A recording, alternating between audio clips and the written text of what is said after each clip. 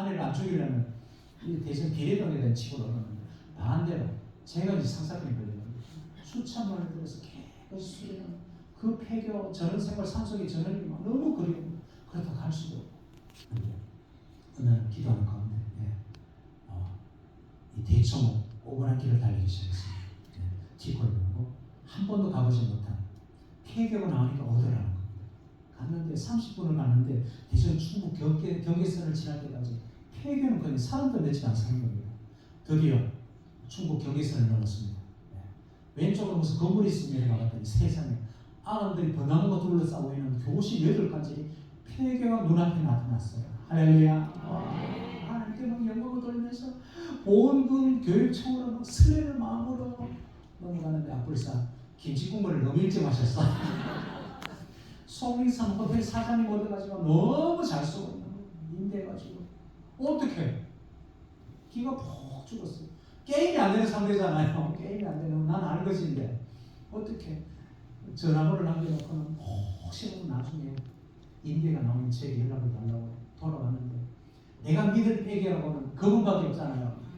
어떻게 내일 새벽 4시 일어나가지고 이 겁쟁이가 귀신 나올 것 같은 폐기 가가지고 불 꺼진 그게 창문을 열고 타는 거 2층 간방 앞에 가가지고 무릎을 꿇고 기도하기 시작했어요. 하나님 나 너무 마음에 들어요. 이거 정말 마음에 들어요.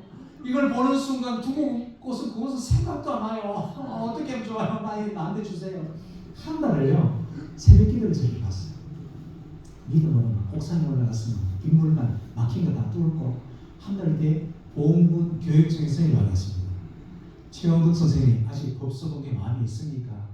왜요? 그랬더니 송리산 호텔 사장님이 갑자기 재계약을 취소했다는 겁니다. 그 다음 달에 정말 마음에 듭니다. 그 다음 달부터요 제가 무려 13년간 이 학교에서 수많은 사역이 이루어졌습니다.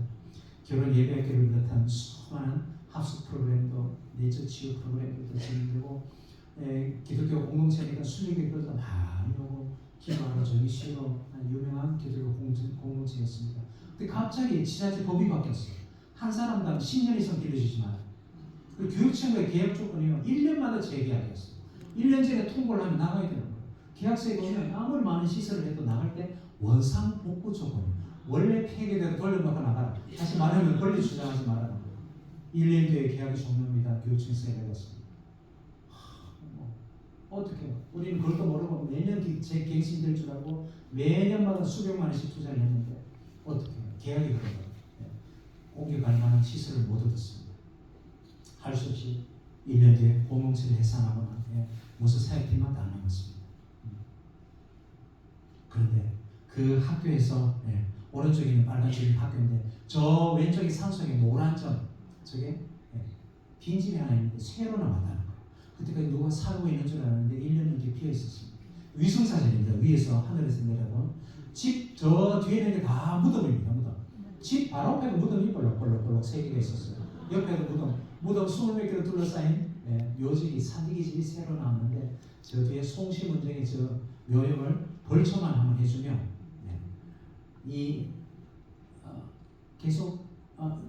계속 띄워넣어 주시면 감사하겠습니다. 변화 주지 마시고요. 얼굴 볼 거 없잖아요, 그죠? 저 가을에 벌초만 한번 싹 해주면 마음으로 밤나무가 있는 이 주택과 여기 딸린 이 많은 논밭을 공짜로 쓰게 준다는 겁니다. 이원병 상과 얻었을까요? 안 얻었을까요? 얻어야지 우리는 알거지니까요. 저기는 제가 17년째 일하고 있는 일터입니다. 제 개인 작업실입니다. 옆 동네 대전시 동구 5동 끄트머리 동네 호수가 내렸다 보이는 것은 그 당시에는 시가 6억 오하지 마세요. 지금 시가로 10억 가까이 안 될까요? 그림 같은 목조주택을 우리 성대단에 너무 싸게 가져왔어요. 1층은 펜션으로 1층 카페 사무실로 쓰고 봄 가을로 잔디밭에 넓은 잔디밭에서 음악회 내고 그림 같은 곳에서 지금까지 행복하게 잘 살고 있습니다 라고 한다면 그건 동화예요. 동화는 그렇게 끝나. 짜증나. 우리 인생이 안 그렇잖아요. 저 집이 왜 3년 만에 왜 팔리냐고. 나가야 되는데 그때 성경을 안 읽어야 되는데 성경은 안 읽어요. 형제가 세상에 아무것도 가지고 오지 않았습니다. 아무것도 가져가지 못한다. 나는 뭘 그까이 이렇게 쓰면 만족해야 됩니다. 그럼 우리 인생에서 우리 소유를 하셔가실 때는 이 테스트입니다. 이 정말 그러면 제가 또 아멘 전문가 아닙니까? 아멘 했는데 아니면 다를까 6억짜리 대저택 왼쪽 주차장 앞에 있는 빈집이 새로 나왔으면 오더라 사람이 살 수 없는 폐가였어요. 마루가 썩은 문드러지고 방에 이게 천정이에요. 천정. 하늘로 방 하나에 하늘로 구멍이 뻥 나가지고 비가 확 걸치더라고요. 사람이 살 수 없는 폐가였어요. 얻었을까요? 안 얻었을까요? 어디에 저기 우리 알거든요. 저희 해마달 성경기관은요 결산 주기가 1년이 아니라 한 달입니다. 한 달. 매월 1일부터 31일까지 아무리 많은 후원금 구독료가 들어와도 그 다음 달 1일날 싹 다 내보냅니다. 남는다고 우리를 위해서 절대 저축하지 않아요. 저축하는 게 뭐예요? 그러니까 매월마다 알거정이 됩니다. 매월마다 잔고를 영어로 돌리니까 그럼 어떻게 해요? 모아놓은 게 하나도 없는 거예요. 조금씩 2년에 걸쳐가지고요. 봉사팀들도 참 많이 와서 도와주셨습니다. 집주인이 너무 가난해가지고 술에서 세를 못 넣으니까 최강사 당신이 술해가지고 계속 쓰라는 거예요. 그래서 우리 시군하고 지붕 계량되죠. 오른쪽은 우리 수리관 사무실로 쓰고 왼쪽은 방 3칸짜리 선교관입니다. 선교사님들이 안식년 혹은 은퇴하신 분들이 잠시 머물러가는 곳인데 지금 러시아에서 은퇴하신 두 분이 와서 살고 계십니다. 네. 자, 이거 저 집 뒤에 6억짜리 집 보입니까? 좀 멀지가 않게 떨어져가지고 6억, 4억, 5억 이래야지. 대저택에 살다가 전세 1,000만원짜리 피해가. 그러면 여러분 저 대저택에 살 때도 행복하고 폐가를 수리해서 행복지수가 똑같습니다.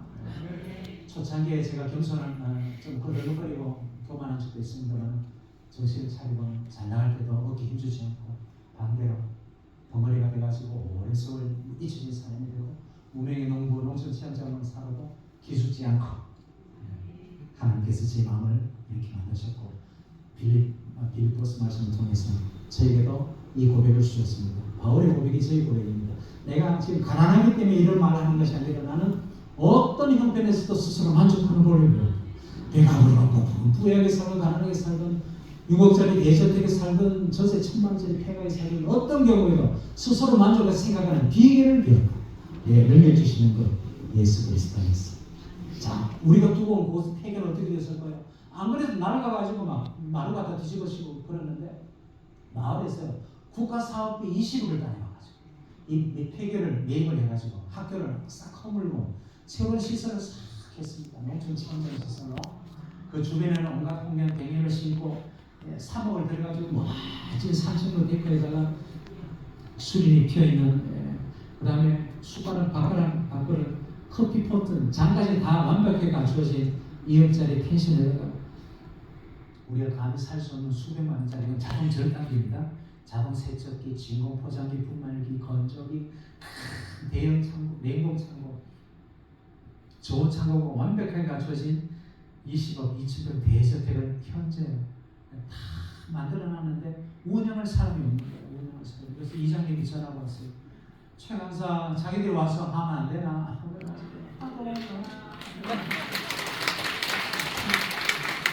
모든 들어가가지고 지금까지 저희가 쓰고 있습니다.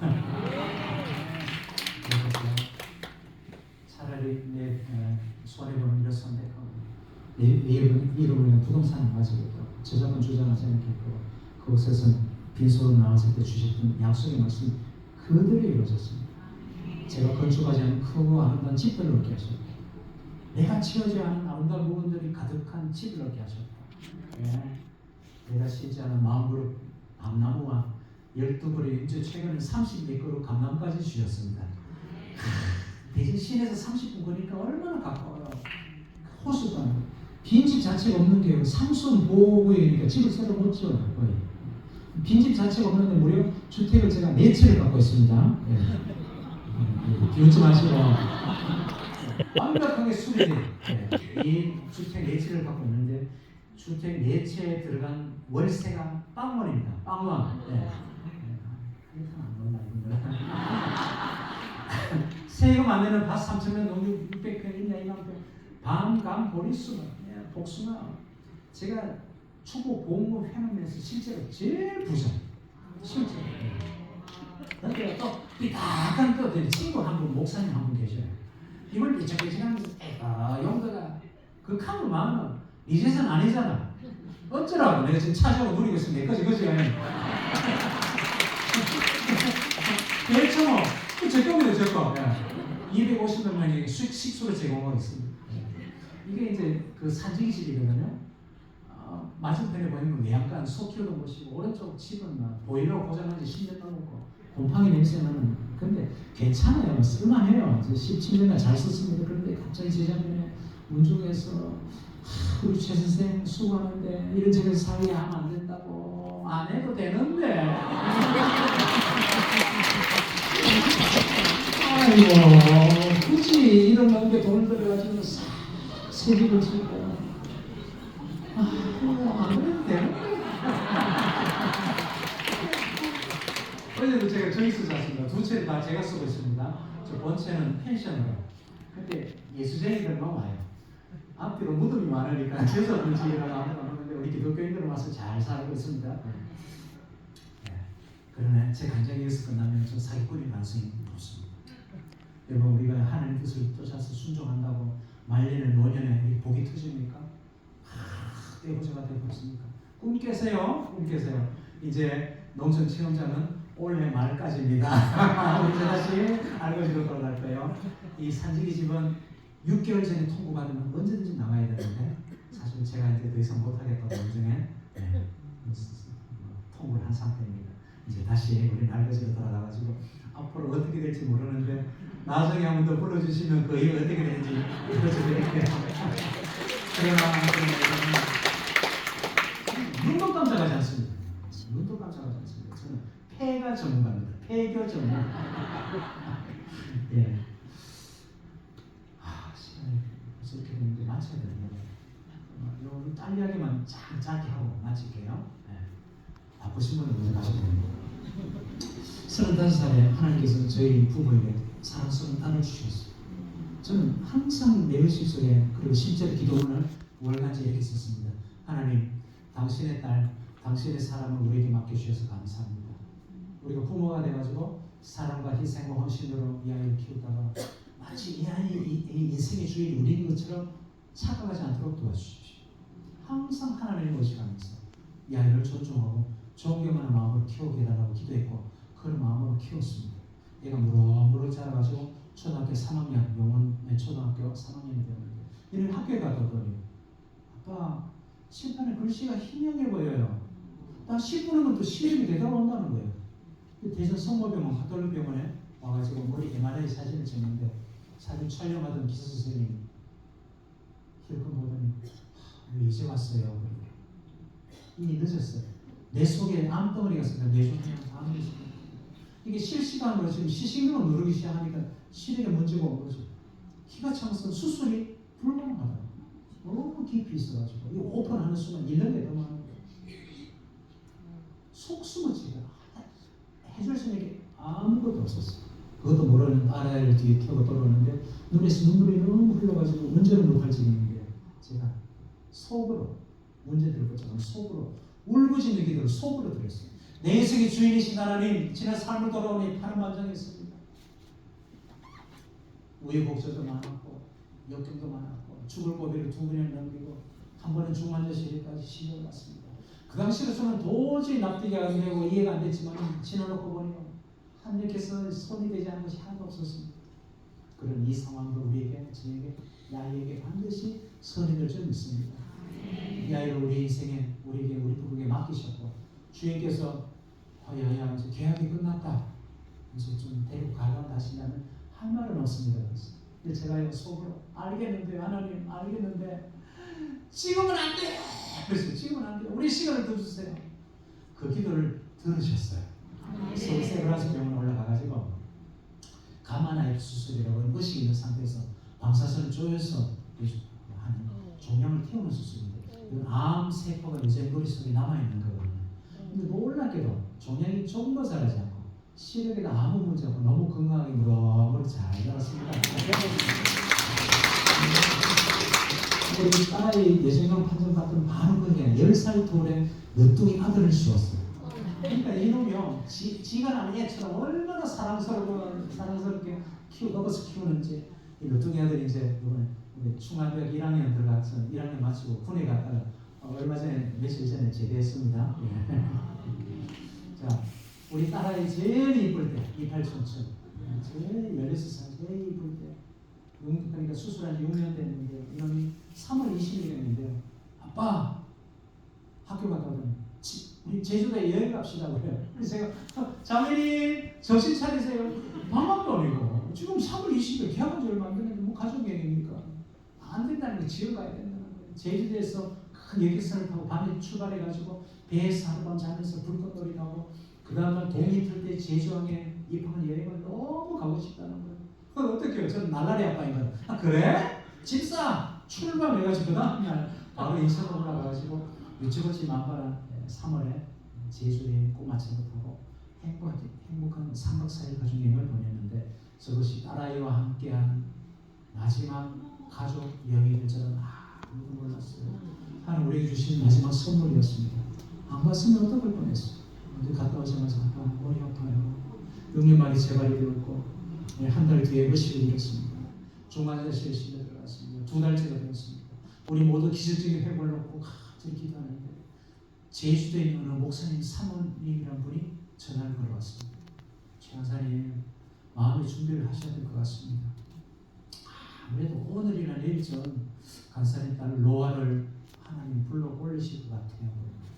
뭔 있으면 막 대도 않은 소리니까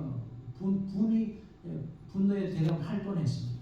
우리 사모님 그런 새벽에 간절히 함께 기도하는데 환상을 보여주셨어요. 우리 딸아이가 하늘로 사다리를 타고 막 올라갑니다. 거기 넓은 꽃밭이 펼쳐져 있고 예수님을 비롯한 수많은 군중들이 환영을 하는 환상을 보여주시더라고요. 아니나 다를까 저녁 연애 시간이 1시간 넘게 남았는데 중환자실에서 저희를 호출하는 연락이 왔어요. 마지막 인사하는 거 올 것 같습니다. 제가 들어가가지고 핏기 없는 딸의 손을 붙잡고 이 작은 2줄짜리 노래를 몇 번이고 불렀어요. 주여 이 손을 꼭 잡고 가소서.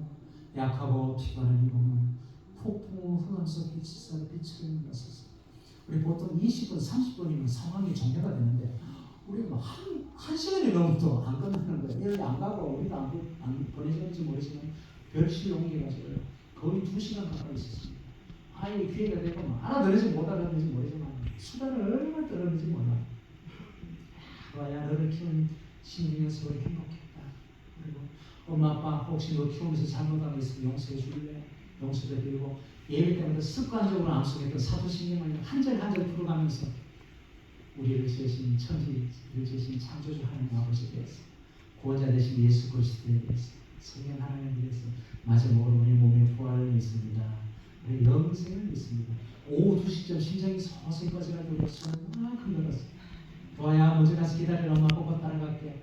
로아 자매님 우리 이 땅에서는 부모와 자식의 관계를 많이 가졌지만 그 하나님 나라는 모두가 결혼도 아니하고 천사 같은 존재라고 어떤 관계를 다시 만날지 모르지만 다시 만났을 때 이 지구상에서의 16년 동안의 추억을 같이 나누십시오. 그때 한숨 푹 주무시고 눈 뜨는 그날 우리 주 예수께서 다시 오시는 재림의 날, 부활의 날 그날 다시 만납시다. 나 이별 무슨 의미가 있습니까? 그죠? 우리 나라에 살다가 버리고 간 빈 껍데기, 빈집 이걸 또 끌어안고 그거를 울면서 천국 환송 예배 드리는 것도 좀 웃겨요. 주인공은 없는데 빈 껍데기인가 그래도 흙으로 돌려보는 50이 남았는데 마지막 예배를 제가 제안을 해가지고 감사 예배를 드렸습니다. 우리에게 이 아이를 보내주셔서 지난 16년 동안 우리가 누렸던 부모로서 누렸던 수많은 은총, 행복, 자식을 낳아서 키우면서 철이 들었습니다. 어른이 되었습니다. 이야, 자식을 낳아서 키우면서요 하나님 아버지의 심정을 알게 되었습니다. 사랑을 알게 되었습니다. 보원의 집이라는 글을 쪽지에 월간지에 16년째 연재했으니까 16년 독자들이 모였으니까 이 아이를 통해주시고 수많은 교훈들에 대해서 웃음에 대해서 나누었습니다. 저는 완벽주의자입니다. 내가 소중하게 여행을 약기나 사지면 죽습니다. 그러나 예, 생명과 같은 딸을 데려가신 그날에도 하늘을 향해서 원망하거나 불평하지 않고 감사할 수 있었던 이유, 욥의 고백이 저희 고백입니다. 주신 자도 여호와시요 가져가신 분도 여호와시요. 우리 자식 우리 소유가 아니잖아요. 재산도 우리 소유가 아니잖아요. 심지어 우리 생명자처럼 주님께서 가져가시는데 뭐 어떡합니까? 바울이 말합니다. 만일 그리스도께서 다시 살아나지 못하셨다면, 예수님의 부활이 없다면, 그래서 우리 성도의 부활이 없다면 우리의 전도와 여러분의 믿음은 헛되고 맙니다. 부활이 없는 기독교 신앙은 쭉정이라는 거예요. 만일 우리가 그리스도 안에서 바라는 것이 이 세상뿐이라면 우리는 누구보다도 불쌍한 사람들인데 이렇게 선언합니다. 형제 여러분, 우리는 여러분이 이미 죽은 사람들에 대해서 뭐라는 것을 원치 않습니다. 그렇지 않은 여러분과 희망 없는 사람들처럼 생각하게 될 것입니다. 우리는 예수님이 죽었다가 다시 살아나신 것을 믿습니다. 그래서 우리는 예수님을 믿다가 죽은 사람들과 그 하나님이 그 예수님과 함께 데리고 오실 것을 믿습니다. 주님이 호령과 천사장의 소리로 하나님의 나팔 소리와 함께 하늘에서 내리십니다. 그리스도를 믿다가 죽은 사람과 우리 딸이 먼저 부활할 것이며, 그 후에 우리 살아남은 사람들도 그들과 함께 구름 속으로 끌려나가 공중에서 주님을 만나 영원히 주님과 함께 있게 될 것입니다. 그리고 여러분은 이런 말로 서로 빌하십시오. 아멘. 14년쯤 됐습니다. 떠난 지. 우리 딸아이 지금 31살, 32살 전 상상의 사진입니다. 이 딸을 다시 만난 날을 목에 빠지도록 기다리고 있습니다. 눈이 빠지도록 기다리고 있습니다. 다시 만날 것을 믿습니다. 자, 로마서 8장 28절부터 34절. 그리스도 예수님은 죽었다가 다시 살아나셔서 하나님의 오른편에서 항상 우리를 위해서 지금 기도해 주시는데, 누가 우리를 그리스도의 사랑에서 끊는다고 합니까?